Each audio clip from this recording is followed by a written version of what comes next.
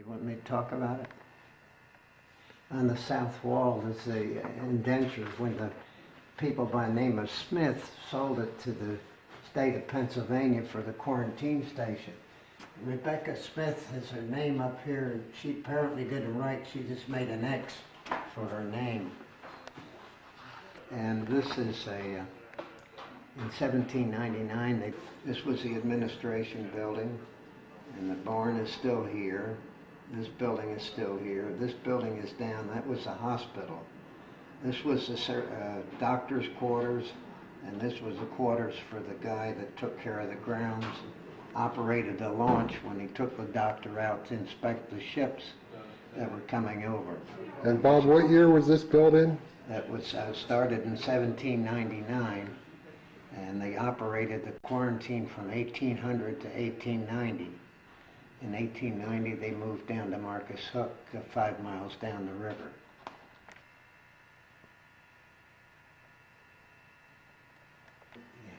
Yeah, this nose of this Curtis flying boat hanging on the wall up here.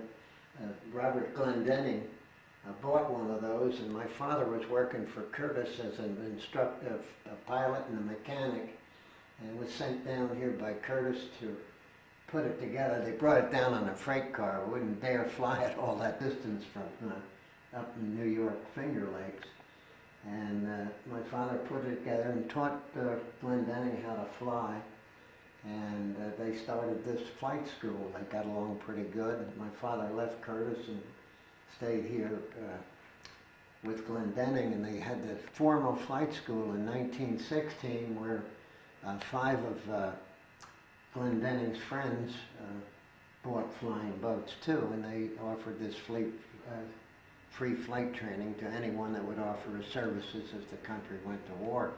And over here on the back wall, the 1717 propeller that they used on those Curtis flying boats, and that propeller would swing the famous OX engine that Curtis designed and built, 1,200 RPMs wide open, 90 horsepower. So that's about it as far as the type of aircraft they used. Wow. I think. Well, that's Billy Mitchell. Yeah. Could you start that over again? Yeah. I like your hand moving. Yeah. Actually, step in here on the light better. Yeah, see, but during... Are you ready? Let's see. Okay. Before World War I, there's like maybe 300 airplanes in the whole United States. And they were either Curtiss airplanes or Wright airplanes. And they had 2 different pilots, 2 different controls. The Wright brothers, they warped the wing for the lateral control. And the Curtiss people had ailerons for lateral control. So there was a big controversy. The Wright brothers had a patent that said, the patent was very broad. It says, for control of all, I'm not sure how it was worded, but the idea was that they had a patent for controls of any aircraft that flew. Now here was Curtiss. He comes with the ailerons and he's flying every day and building airplanes like he's going out of style, and the Wright brothers are sitting there flying around the prairie having injunctions against Curtiss for flying using their controls, but he wasn't using their controls, and that was where the controversy was. So when a guy learned to fly in a Curtiss airplane, he had a yoke. When he wanted to turn to the left, he leaned to the left and moved a yoke that moved the aileron. When you want to fly a Wright airplane, you had a big bar to move and you warped the wing. So when you learn to fly in a Wright airplane, you use the bars to bend the wing. And if you flew in a Curtiss airplane, you lean to the right or left to bang. So anyhow, what happened, you've heard of the Curtiss-Wright Corporation. And that's what happened. The lawyers wound up with the Curtiss-Wright Corporation. So, but that's an important thing. Now we have a picture here of the airplane my father learned to fly in, and it shows that yoke. And that's how it got, the The actual wheel was for the rudder and the elevators, but the yoke was for the ailerons. So anyhow, how did we get into that part of it? That's wonderful. You know, when we launched that guy today, the Piper was over here. They didn't have the Marine Railway in then. This was over here. This was like before. This picture was taken in 1916, but they hadn't built the Marine Railway yet. They skidded it down on a ramp here. But see, the hangars were a little bit different. There's the center of the building, and a hangar came down this way. They had one over there. See, there's two little seaplanes between the hangar. But see, later on, when they left here and went down to Lake Charles, Louisiana, they took the airplanes, the hangars, and everything. When my father came here, it was just blank, and he built that the first hangar out there out of propeller boxes. So now those hangars are over here now. Yeah, that's Gershner Field in Lake Charles, Louisiana, and if you look at the shops, they were all built in 6 months. See, we got into the war in 1917, and these pictures were taken the winter of 17 and 18. Now, if you move down a little bit further, you can see the next picture down shows the Jennies that they flew. And if you go to the left, you can see about 100 Jennies lined up at the landing strip there. You can imagine all that in 6 months? I mean, when war comes, people just go crazy, I guess, building the years. We've been averaging about 40 to 50 seaplane ratings a year. Before that, though, on the GI Bill, we used to do primary training, you know, teach a guy to get his private license and his commercial license. We never did an instrument, but, you know, I would say that's pretty good average. And we figure 60 years and let's say 40 pilots a year. Okay. Figure, you know, that actually obtained a license. Now, we had a lot of guys start and Quit, sure. Do you have an idea of your total time? Yeah, it's just under 20,000. 20,000 hours. Hours in the air. Roughly 20,000 hours. Okay. Good stuff, Andy. And you received your pilot's license in what year? 1940. Okay. And in the military, you flew for about 1 year? I flew 3.5 3.5 years active duty. 3.5 years. Active duty during World War II. I stayed in reserves to 22 years total. So your entrance into the military was what year? July 42, I swung. Or June 42. As right straight into pilot training? That's right, aviation cadet. Aviation cadet. Yeah. And I graduated from Pensacola though in July of 43. Were you aboard ship at that moment? No, I was taken off. What happened was that I was number 5, I was tail end Charlie. The flight leader flies out for 30 seconds for each guy in the flight. So there's 2.5 minutes, 5 guys in the flight. He turns, makes a 180 to come back toward the ship. And each guy joins up as you're coming around. And I just joined up.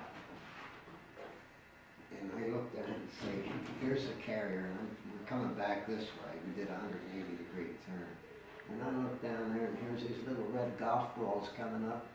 Anti-aircraft from our own ship shooting at us because they were panicked. They just got hit with a kamikaze right in back of the island. And of course, I mentioned it to our flight leader. I said, look, they're shooting at us. We got out of the area. But seconds after that, or maybe a minute, it got hit with a torpedo just in the back of the island. And she was out of commission. Well, we didn't know it. We were off on our strike, you know, that torpedo strike. We were going after the Yamato. But there was a big battleship. There's four battleships, 6 cruisers, and about 10 destroyers that we were after, Japanese.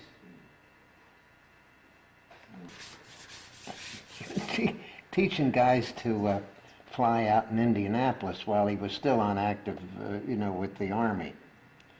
And I don't know whether you can see, but see all the leather they wore? I mean, it was like, and the elevators are dragging on the ground. A lot of people hear about Jenny's. It's a JN4D is the actual, my father used to call it the JN, but, everybody called them Jenny's. But Curtis built 3,000 of those things for trainers. And the Wright brothers, I don't think they built anything during the war. This is me. This is my older brother, Frank, my younger brother, Bill, and my mother. We're sitting on the nose of a Curtis Seagull. It's an old flying boat my father used for hopping passengers. We just came back from the beach where he was hopping passengers. Of course, we were swimming and having fun, picnicking while he was working. We came back from Oakwood Beach in New Jersey after my father was hopping passengers there. And it was about 1926. This is what your father learned to fly in? Yeah, 1913. Curtis Pusher. My father's leaning on the yoke. If that guy had sitting in the seat leaned toward my father, he would actuate the ailerons. This is called a fleet? Yeah, Consolidated Aircraft Corporation built those before World War II for trainers. They were competing with other companies to build a military primary trainer. This is an instructor. This was the builder of this Breezy, and another guy, a couple of guys. This is me holding the picture of this picture here. This is Al Sheaves, and this is a fellow by Elmer Shank. But that's the Curtis Junebug. That was the first successful airplane.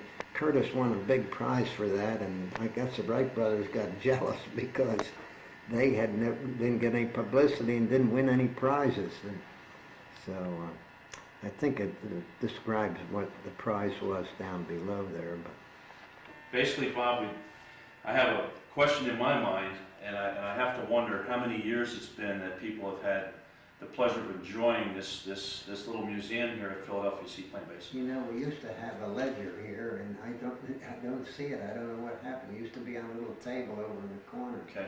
But it's been at least 20 years. See, what happened is my brother's wife, Ruth, my brother Bill's wife, Ruth, she had a little gift shop across the way here. She sold Hummels, and she was interested in the aviation history and stuff like that. So she was looking through some of the old cardboard boxes and things we had all these pictures in. And she said to my brother Bill, you have to clean up one of these rooms and display them as a museum. And actually, my brother Bill, he and his wife shopped around and bought all these cases, and all I did was supply some pictures. I didn't do much in the museum. Sure. My brother sanded these floors. You see how nice it is and all that business. So they really are the ones that are, responsible for the museum and gathering all this stuff and the display cases and so forth.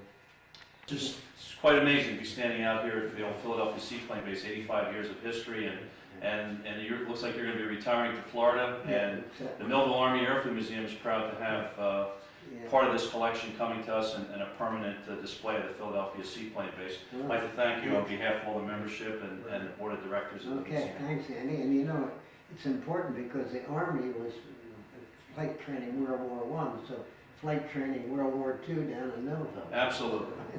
Thank you very much. Thank you so much. My pleasure. Appreciate everything you've done here. Good. Thank you.